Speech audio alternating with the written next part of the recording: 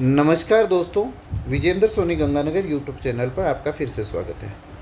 दोस्तों, हमारी academy geography point ने एक उद्देश्य रखा है कि आरबीएससी के अंतर्गत जो भी कक्षा 11 और 12 की भूगोल की बुक्स हैं, उनके प्रत्येक चैप्टर को आपके सामने डिस्क्राइब करके और उसकी प्रश्नोत्तरी आपके सामने रखी जाएगी। तो इसी उद्देश्य से हम कक्षा 11 की भौतिक भूगोल के मूल तत्व, मूल सिद्धांत, इस पुस्तक में से पहला चैप्टर भूगोल एक विषय के रूप में आपके सामने लेकर के आए हैं। इसको आज हम पढ़ेंगे। इसको पढ़ने से पहले यदि आप मेरे चैनल पर नए हैं तो मेरा चैनल तुरंत सब्सक्राइब करें और बेल आइकन भी दबा दें ताकि आने वाले वीडियो आपको बहुत इजीली मिल सके। तो स्टार्ट करते हैं भौतिक भूगोल के मूल सिद्धांत, इस पुस्तक का पहला पाठ, भूगोल एक विषय के रूप में। इस पाठ में हमें भूगोल एक विषय के रूप में इस चैप्टर को कंप्लीट करना है। इस चैप्टर में क्या विशेष प्रश्न बनते हैं, आरपीएससी के अकॉर्डिंग वो कौन से सवाल हैं जो आपसे पूछे जा सकते हैं, और कक्षा 11 के स्टूडेंट्स भी इसको बहुत अच्छे से समझ सकते हैं। आपके लिए भी ये बहुत महत्वपूर्ण रहेगा आपके वार्षिक परीक्षा की दृष्टिकोण से। देखें, सबसे पहले मैंने जो इसमें अंडरलाइन किया है वो है कि हमें भूगोल क्यों पढ़ना चाहिए। देखें, भूगोल क्या चीज़ है। भूगोल का सीधा सा जो अर्थ है वो है जियो प्लस ग्राफी। जियो प्लस ग्राफी। जियो का अर्थ है पृथ्वी, ग्राफी का मतलब है अध्ययन, पृथ्वी के अध्ययन। पृथ्वी के अध्ययन का मतलब है कि पृथ्वी के धरातल पर जो भी विभिन्न प्रकार की स्थलाकृति हैं, पृथ्वी के आंतरिक भाग में जो संरचनाएं हैं, और पृथ्वी के धरातल से ऊपर जो वायुमंडल से संबंधित बात है, उसका तो हमें अध्ययन करना ही है। इसके साथ साथ हमें खगोल शास्त्र को भी देखना है, और इस पृथ्वी की सतह पर जितने भी जैविक और अजैविक कारक हैं उनका भी हमें अध्ययन करना है, उनका परस्पर संबंध भी देखना है। तो इन सभी के अध्ययन के लिए हमें बहुत ज़रूरी हो जाता है कि हमें भूगोल क्यों पढ़ना चाहिए ये जानना। देखें, धीरे धीरे हम भूगोल के जो पहलू है उसकी तरफ बढ़ेंगे।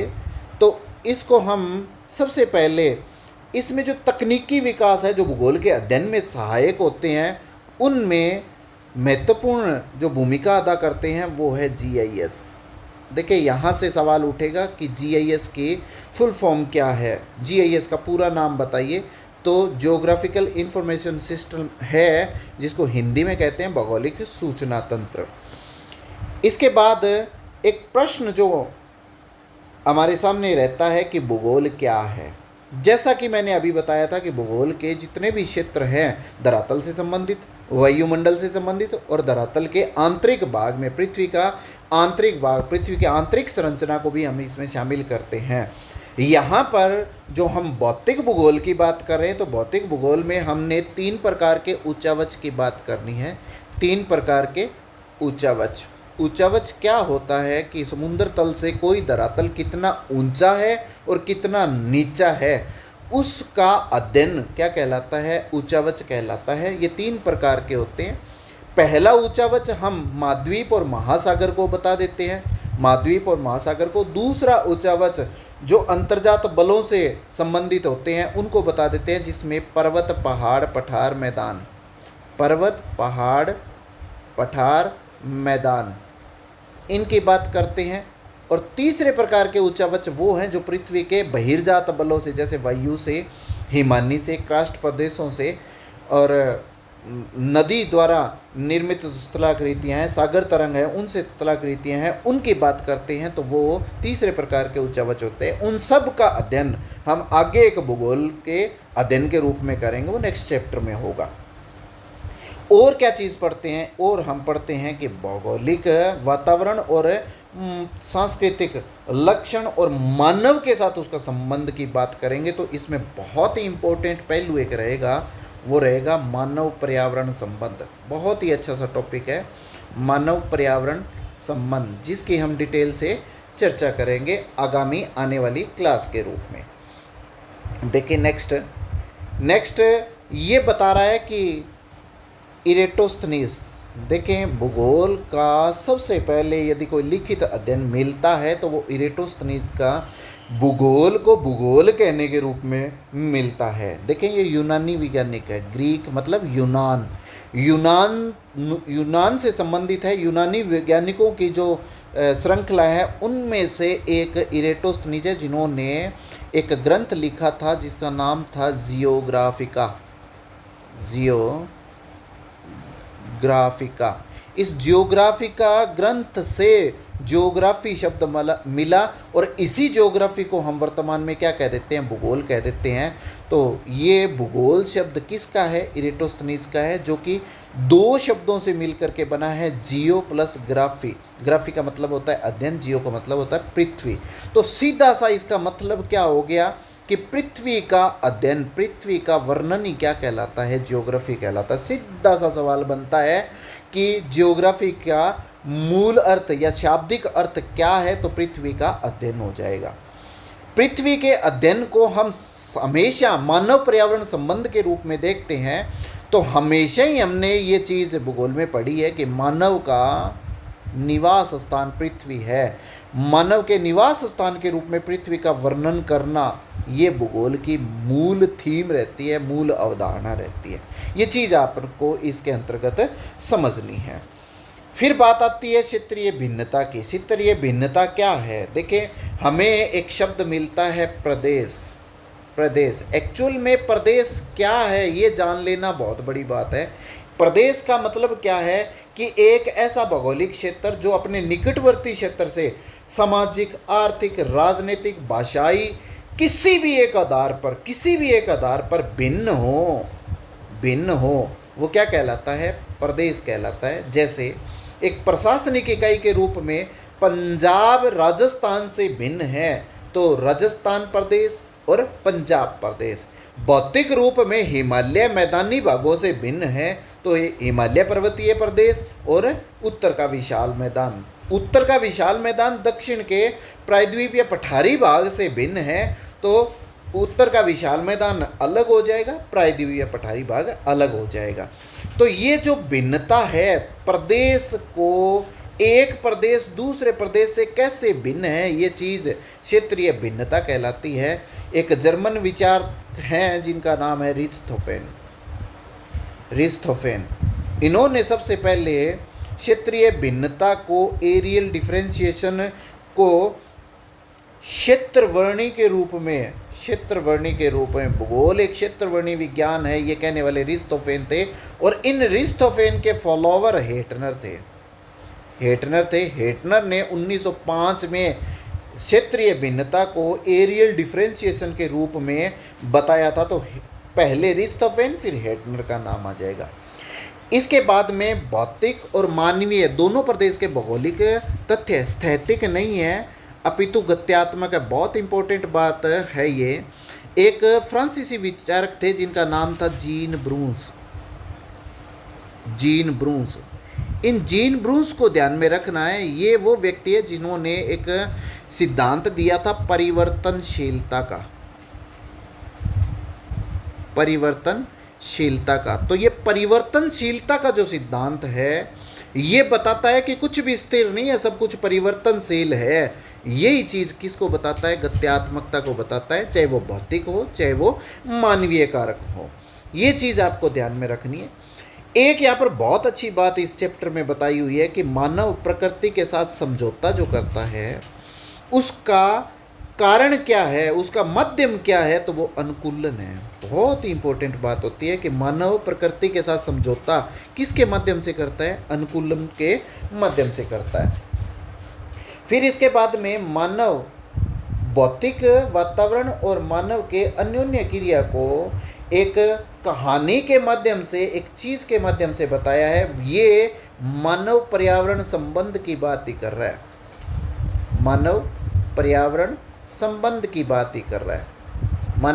संबंध में क्या कहता है कि यदि प्रकृति सर्वे सर्वा है तो वो नियतिवाद होगा, यदि मनुष्य सर्वे सर्वा है तो वो संभववाद होगा, यदि दोनों के मध्य मार्ग की बात करेंगे तो वो नवनियतिवाद को बताएगा। तो इसमें बहुत अच्छी बात कही है कि ईश्वर से वो कहता है कि आपने मिट्टी का सृजन किया तो मैंने कप का निर्माण किया, आपने रात्रि का सृजन किया तो मैंने दीपक का निर्माण किया। ये चीज बताता है प्रकृति और मनुष्य के सामर्थ्य को। इसके बाद यहां देखें, यहां बहुत अच्छी सी बात एक कह रखी है, यहां से डायरेक्ट सवाल उठने के चांस रहते हैं कि एक वैज्ञानिक विषय के रूप में भूगोल 3 वर्गों में वर्गीकृत प्रश्नों से संबंधित है। ये प्रश्न क्या हैं? ये चीज देखें कि कुछ प्रश्न धरातल पर पाए जाने वाले प्राकृतिक एवं सांस्कृतिक विशेषताओं के प्रतिरूप की पहचान से जुड़े हैं। प्रतिरूप की पहचान मतलब कोई चीज के बारे में हम ये कहें कि ये क्या है, पर्वत क्या है, पठार क्या है, ये यदि प्रश्न उठता है तो उसके लिए क्या चीज उसमें सम्मिलित है कि कुछ प्रश्न धरातल पर पाए जाने वाले प्राकृतिक और सांस्कृतिक विशेषताओं के प्रतिरूप के रूप में पहचाने जाते हैं। ये प्रश्न ऐसे के ऐसे आपसे पूछा जा सकता है। दूसरा ये है कि कुछ प्रश्न पृथ्वी पर भौतिक सांस्कृतिक तत्वों के वितरण से संबंधित है। वितरण का यदि कहीं पर भी जिक्र आएगा तो हमने प्रश्न में कहाँ लगाना ही है। कहाँ कहते ही हम किसकी बात करेंगे? हम वितरण की बात करेंगे। तीसरा जो है वो है कि प्रश्न व्याख्या अथवा तथ्यों के मध्य कार्य कारण संबंध, ये शब्द याद रखना, कार्य कारण संबंध से जुड़ा होगा तो वो हमेशा क्यों का उत्तर होगा। क्यों का उत्तर, ये चीज हमें ध्यान में रखनी है। ये भूगोल की 11वीं की किताब में दिया हुआ है। ये डायरेक्ट उठने वाले सवाल हैं। फिर हम बात करते हैं कि भूगोल में एक समाकलनात्मक विषय के रूप में देखें, भूगोल क्या चीज है? संश्लेषणात्मक विषय है। ये सबसे जुड़ा हुआ है, सभी विषय का एक कॉम्बिनेशन है जिसमें इतिहास भी आ जाता है, जिसमें अर्थशास्त्र भी आ जाता है, जिसमें राजनीति भी आ जाती है, जिसमें गणित भी आ जाती है। सभी विषयों का एक कॉम्बिनेशन है। इसीलिए भूगोल साइंस में भी पढ़ते हैं, भूगोल आर्ट्स में भी पढ़ते हैं। ये चीज़ आपने ध्यान में रखनी है। इस आधार पर यदि हम भूगोल को एक विषय के अध्ययन के रूप में हम बांटे तो भूगोल के 2 क्षेत्र बनते हैं, एक भौतिक भूगोल, एक मानव भूगोल। लेकिन उससे पहले हमें ये पता है, इस पाठ में सीधा ही एक सवाल दे रखा है कि पृथ्वी की आकृति कैसी है। ये ध्यान में रखना है। पृथ्वी की आकृति यदि आप जियोइड कह दो तो सही है। पृथ्वी की आकृति यदि आप इलिप्टिकल कह दो, इलिप्टिकल, तो सही है। पृथ्वी की आकृति यदि आप भू-आब कह दो तो सही है। पृथ्वी की आकृति यदि आप दीर्घवृत्ताकार कह दो तो भी सही है।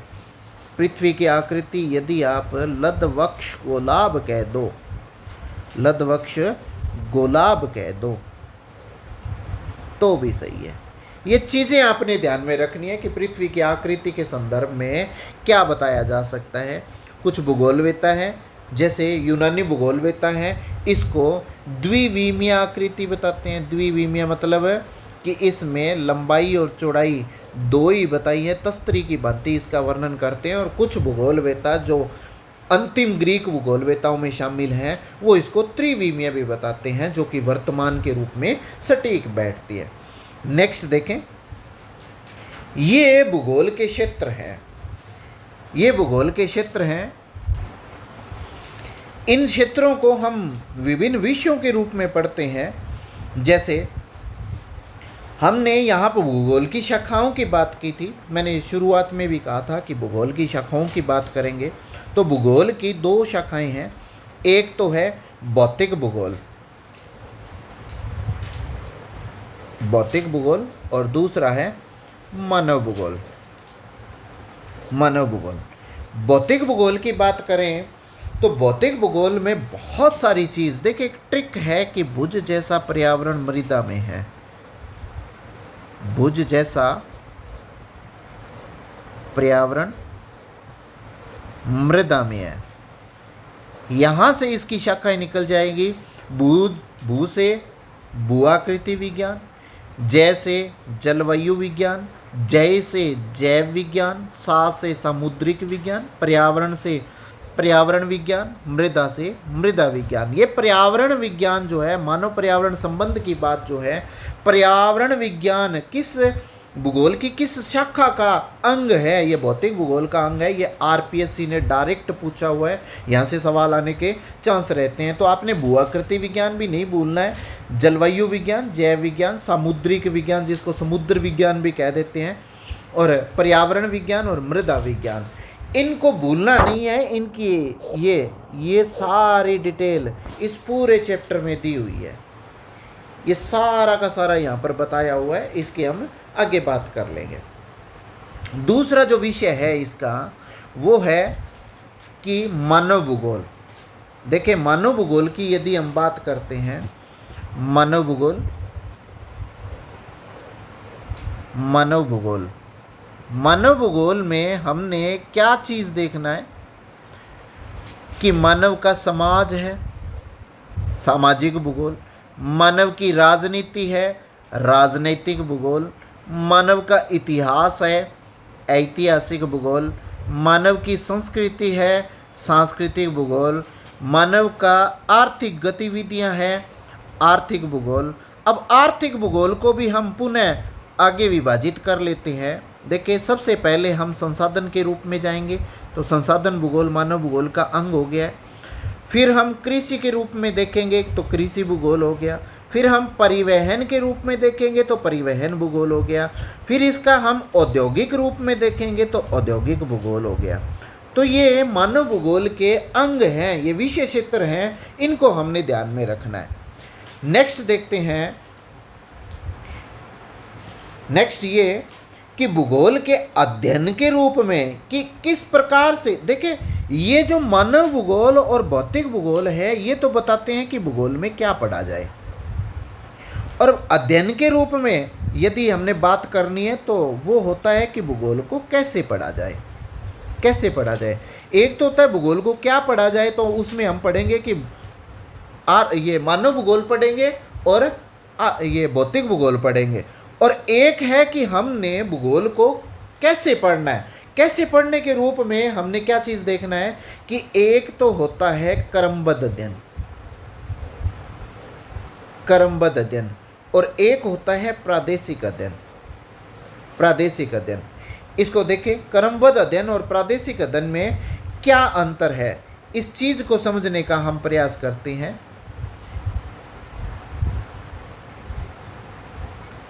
देखें, यहां पर हम देख पा रहे हैं क्रमबद्ध और प्रादेशिक, ये हम इन दोनों का अंतर कर रहे हैं। मैंने किसी भी क्षेत्र में मिट्टी, जलवायु, जल, भौतिक प्रदेश,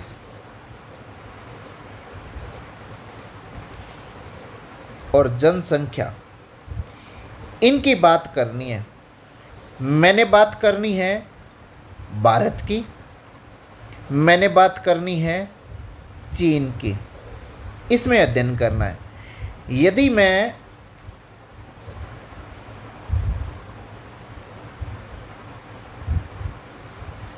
मैं इस क्षेत्र में क्रमबद्ध और प्रादेशिक का तुलनात्मक अध्ययन मैं यदि करना चाहता हूँ, मैं यदि इंडिया के मिट्टी का भी वर्णन करूं, जलवायु का भी वर्णन करूं, जल का भी वर्णन करूं, भौतिक प्रदेश का भी वर्णन करूं, मैं इसकी जनसंख्या का भी वर्णन करूं, यदि इंडिया के समस्त तत्वों पर मैं एक ही इंडिया का ही वर्णन कर रहा हूं, ये कहलाएगा प्रादेशिक अध्ययन। यदि मैं केवल मिट्टी का इंडिया का भी अध्ययन करूं और मैं चाइना का भी अध्ययन करूं, ऐसा यदि अध्ययन होता है तो वो कहलाता है क्रमबद्ध अध्ययन। तो ये चीज आपने ध्यान में रखनी है कि क्रमबद्ध और प्रादेशिक अध्ययन में अंतर क्या है। अब देखें कि क्रमबद्ध अध्ययन की बात करें, विश्व में आधुनिक क्रमबद्ध अध्ययन का यदि कोई जनक है तो उसकी बात करनी है अलेक्जेंडर वॉन हम्बोल्ट।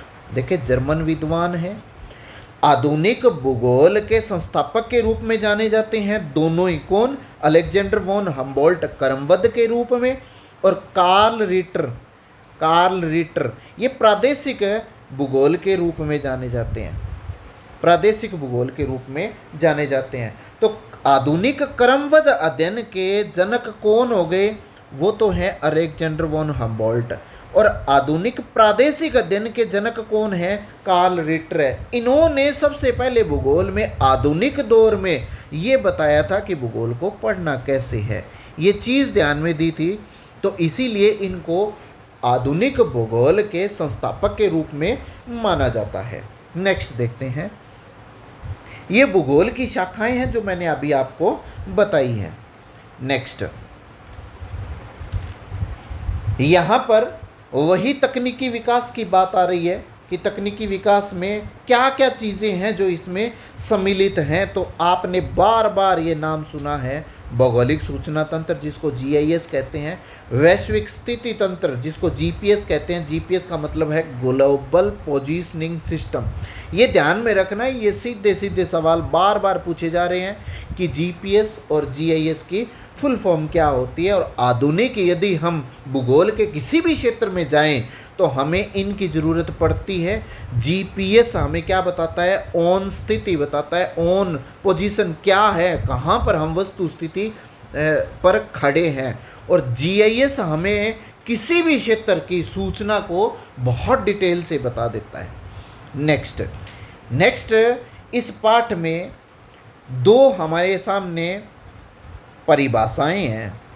इन परिभाषाओं के आने के बहुत ही चांस है। पहला रिचर्ड हार्टशॉन है जिसने भूगोल के बारे में क्या बताया कि भूगोल का उद्देश्य धरातल के प्रादेशिक और क्षेत्रीय भिन्नता का वर्णन करना है। देखें, प्रादेशिक भिन्नता की बात करें तो सबसे पहले मैंने पहले भी आपको बताया है कि वो रिस्थोफेन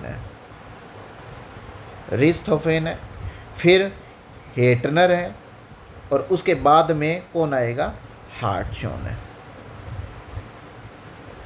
हार्टशॉन है। इन तीनों का ही संबंध क्षेत्रीय भिन्नता से है। इनको आपने विशेष ध्यान में रखना है। तीनों ही क्षेत्रवर्णीय अध्ययन को बताते हैं। सबसे पहले नाम रिस्थोफेन का आएगा।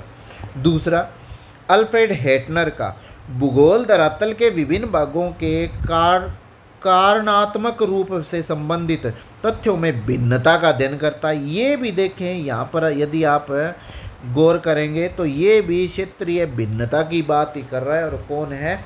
अल्फ्रेड हेटनर है। ये ध्यान में रखना है। और अंतिम चीज इस पाठ में जो बहुत महत्वपूर्ण बनती है वो है सतत विकास। सतत विकास क्या है एक्चुअली, ये चीज़ हमें ध्यान में रखनी है। देखें, सतत विकास की यदि हम बात करते हैं तो इसमें वर्तमान में जो भी हमारे पास में संसाधन है, उन संसाधनों का यदि हम भविष्योन्मुखी, मतलब वर्तमान में जो हमारे पास में संसाधन है उनको वर्तमान में हमें संरक्षित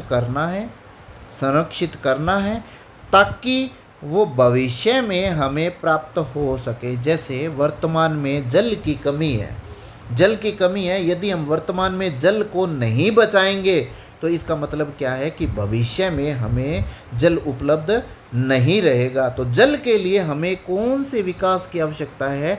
सतत विकास की आवश्यकता है कि भविष्य के रूप में देखते हुए वर्तमान में उसको संरक्षित करना है। भविष्योन्मुखी प्लानिंग क्या कहलाती है?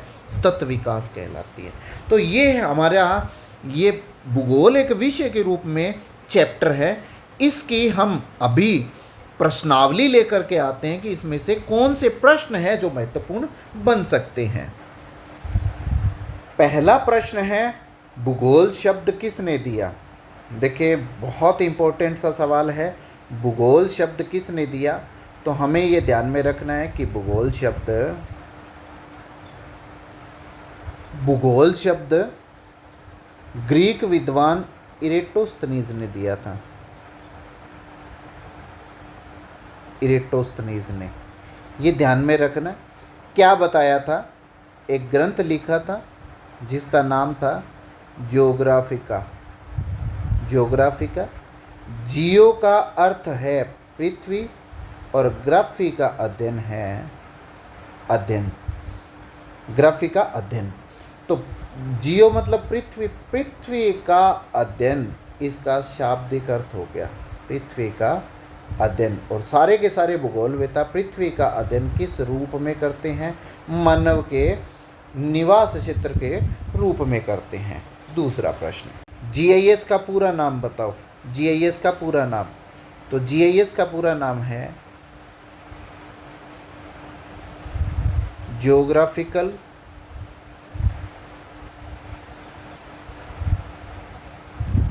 इंफॉर्मेशन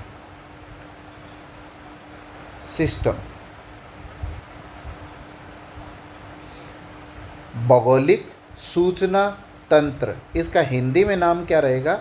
भौगोलिक सूचना तंत्र, ज्योग्राफिकल इंफॉर्मेशन सिस्टम। नेक्स्ट जो प्रश्न है वो है जीपीएस का पूरा नाम बताओ। GPS, global global positioning system. वैश्विक स्थिति तंत्र, वैश्विक स्थिति तंत्र, ये हिंदी में हो जाएगा इसका नाम। नेक्स्ट जो प्रश्न है वो है कि भूगोल की कितनी शाखाएं हैं बताइए। तो मैंने पहले भी बताया था कि भूगोल की 2 शाखाएं हैं। नंबर 1 कौन सी है? भौतिक भूगोल, भौतिक भूगोल। और नंबर 2 कौन सी है? मानव भूगोल, मानव भूगोल। भौतिक भूगोल में मैंने पाठ में आपको बताया था कि भुज जैसा पर्यावरण मृदा में है। इसमें आ जाएगा भूआकृति विज्ञान, जलवायु विज्ञान, जैव विज्ञान, सामुद्रिक विज्ञान, पर्यावरण विज्ञान और मृदा विज्ञान, ये इसके अंग हो जाएंगे। और मानव भूगोल में मानव का समाज हुआ, मानव की संस्कृति हुई, मानव की राजनीति हुई, मानव का इतिहास हुआ, मानव का आर्थिक क्रियाकलाप हुआ। आर्थिक क्रियाकलाप के भी मैंने रूप बताए थे कि संसाधन के रूप में, कृषि के रूप में, परिवहन के रूप में, उद्योग के रूप में, औद्योगिक, ये सारा इसका वर्णन हो जाएगा। तो कितने अंगों में बांटा है इसकी शाखाएं? मूल शाखाएं कितनी है? 2 ही हैं, भौतिक भूगोल और मानव भूगोल। इनके आगे और शाखाएं वो मैंने आपको अब बता दिया। नेक्स्ट देखें। नेक्स्ट है कि भूगोल के अध्ययन के कितने उपागम हैं? भूगोल के अध्ययन के कितने उपागम हैं? देखिए, मैं अभी आपको बता करके गया हूँ वीडियो में कि भूगोल कैसे पढ़ा जाए, ये इसके उपागम है। भूगोल कैसे पढ़ा जाए, कैसे पढ़ा जाए? तो इसमें पहला तो ये है कि इसको क्रमबद्ध तरीके से पढ़ा जाए, क्रमबद्ध रूप में पढ़ा जाए। और दूसरा ये है कि इसको प्रादेशिक रूप में पढ़ा जाए, प्रादेशिक रूप में। क्रमबद्ध रूप में बताने वाले कौन थे? हमबोल्ट थे, हमबोल्ट जर्मन विद्वान है ये। और प्रादेशिक रूप में बताने वाले कौन थे? रिटर थे, ये भी जर्मन विद्वान है। तो ये जर्मन दोनों ही विद्वान हमबोल्ट और रिटर हैं। इन्होंने सबसे पहले बताया था कि भूगोल को कैसे पढ़ना चाहिए, इसीलिए इनको आधुनिक भूगोल के जनक कहा जाता है। आधुनिक भूगोल के जनक कहा जाता है, ये ध्यान में रखना है।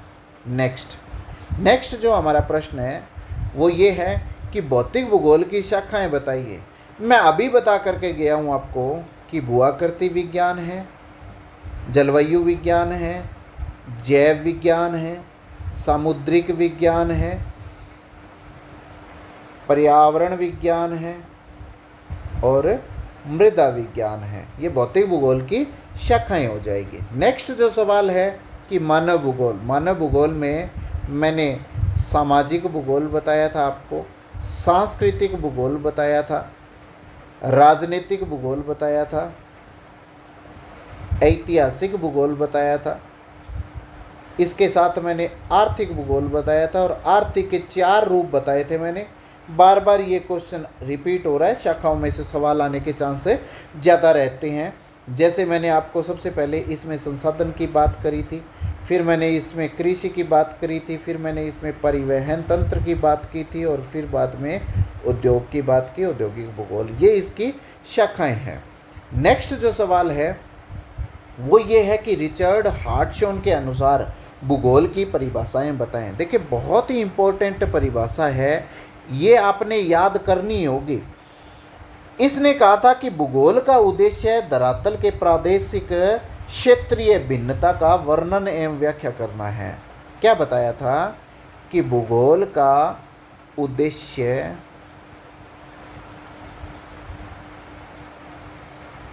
धरातल की प्रादेशिक या क्षेत्रीय भिन्नता का वर्णन एवं व्याख्या करना है, एवं व्याख्या करना है। ये चीज़, ये जो कोटेशन है ये रिचर्ड हार्टशॉन की है। ये आपने बहुत ही अच्छी तरीके से याद कर लेनी है। आरपीएससी इन परिभाषाओं पर बिल्कुल स्ट्रेस दे करके आपसे पूछेगा। ये इसके पीक प्रश्न हैं इस पाठ के। नेक्स्ट है अल्फ्रेड हेटनर ने, ये हेटनर है, ये हेटनर है। अल्फ्रेड हेटनर के अनुसार भूगोल की परिभाषा बताइए। देखिए इसने भी किससे संबंधित बताया था, भिन्नता से संबंधित ही, लेकिन इसके शब्द अलग थे। क्या थे कि भूगोल धरातल के विभिन्न भाग, धरातल के विभिन्न भाग के कारणात्मक रूप से संबंधित, कारणात्मक रूप से संबंधित तथ्यों में भिन्नता का वर्णन करना है, भिन्नता का वर्णन करना है, अध्ययन करना है। ये चीज किसने बताई थी, ये हेटनर ने बताई थी, अल्फ्रेड हेटनर की बताई हुई है। नेक्स्ट सवाल, एक वैज्ञानिक विषय के रूप में भूगोल को कितने और कैसे प्रश्नों से संबंधित किया है। देखिए मैंने अभी बताया था कि 3 प्रकार के प्रश्न पूछे जाते हैं। एक क्या से संबंधित है, एक कहाँ से संबंधित है, एक क्यों से संबंधित है। ये प्रश्न कौन कौन से कैसे पूछे जाते हैं, इनको नेक्स्ट सवाल में देखते हैं। देखें, पहला कि धरातल पर पाए जाने वाले प्राकृतिक और सांस्कृतिक विशेषताओं के प्रतिरूप के पहचान से जुड़े प्रश्न के उत्तर किस से संबंधित होते हैं। बहुत इंपॉर्टेंट है, सीधा क्या से संबंधित होते हैं। ये सवाल ऐसे कैसे बनेगा, आने वाली आरपीएससी में बहुत इंपॉर्टेंट सवाल बनता है। नेक्स्ट सवाल जो है वो ये है कि भौतिक और सांस्कृतिक तत्वों के वितरण से संबंधित प्रश्न किस से संबंधित होते हैं। वितरण की बात जब भी आ जाए तो आपने कहाँ शब्द, देखिए कहाँ शब्द को याद रखना है, बहुत इंपॉर्टेंट सवाल है, ध्यान में रखना है। नेक्स्ट, व्याख्या अथवा तत्वों एवं तत्वों के मध्य में कार्य कारण संबंध, सीधा सा सवाल बनता है। कार्य कारण संबंध से जुड़ा प्रश्न किस से संबंधित होता है, ये ध्यान में रखना है। तो कार्य कारण की जब भी बात आ जाएगी तो आपने क्या शब्द इस्तेमाल करना है, क्यों। क्यों, तो ये किसका जवाब देता है, क्यों का जवाब देता है। नेक्स्ट प्रश्न जो है वो है कि कौन सा विषयकालीन संश्लेषण करता है। विषय कालिक संश्लेषण, विषय कालिक संश्लेषण करता है। कालिक संश्लेषण कौन करेगा, इतिहास करेगा। इतिहास, कालिक संश्लेषण कौन बता रहा है, इतिहास। नेक्स्ट जो आपका सवाल है वो ये है कि मानव ने प्रकृति के साथ समझौता किसके माध्यम से किया है। मैंने बहुत इंपॉर्टेंट से ये सवाल बताया था आपको, किसके माध्यम से किया है। सीधा है अनुकूलन के माध्यम से। इम्पोर्टेंट सवाल बनता है, अनुकूलन के माध्यम से किया है। मानव ने प्रकृति के साथ समझौता जो है वो अनुकूलन के माध्यम से किया है। नेक्स्ट सवाल,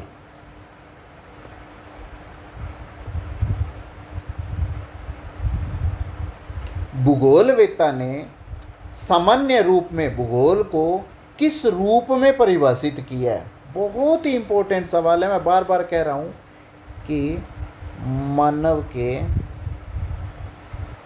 निवास के रूप में, मानव के निवास के रूप में परिभाषित किया है। बहुत इंपॉर्टेंट सवाल है। नेक्स्ट देखो, पृथ्वी की आकृति कैसी है। बहुत इंपॉर्टेंट सवाल है। मैंने बताया था कि इसे आप जियोइड कह सकते हैं, इसे आप इलिप्टिकल कह सकते हैं, इसे आप लधवक्ष गोलाभ कह सकते हैं, इसे आप दीर्घवृत्ताकार कह सकते हैं, दीर्घवृत्ताकार कह सकते हैं, इसे आप भू-आब कह सकते हैं, भू-आब। तो ये पांचों में से कोई भी आकृति आप बता दें, गोल नहीं कहना है। पृथ्वी की आकृति को गोल नहीं कहना है, गोल कहते ही आपका उत्तर। नेक्स्ट देखें, आधुनिक क्रमबद्ध भूगोल के जनक कौन हैं। बस प्रश्न आते ही आपको उत्तर मिल जाना चाहिए कि हमबोल्ट हैं। हमबोल्ट कौन है? जर्मन भूगोलवेत्ता हैं। यही वो व्यक्ति हैं जिन्होंने एक बहुत ही प्रसिद्ध एक ग्रंथ लिखा था जिसका नाम है कॉस्मोस। 5 खंडों में ये ग्रंथ लिखा हुआ है, कॉस्मोस। हमबोल्ट, इन्हीं को क्या कहते हैं? क्रमबद्ध, आधुनिक क्रमबद्ध भूगोल का जनक कौन है? ये कॉस्मोस के रचयिता हमबोल्ट है। नेक्स्ट, आधुनिक प्रादेशिक भूगोल के जनक कौन हैं? सीधा सा उत्तर है रिटर। रिटर कौन है? जर्मन विद्वान है। इनका भी एक बहुत ही इम्पोर्टेंट ग्रंथ है जिसका नाम है अर्धकुंडे। अर्धकुंडे, अर्धकुंडे 19 खंडों में। ये भी याद रखना है, ये सीधा सा डायरेक्ट सवाल पूछ लिया जाता है।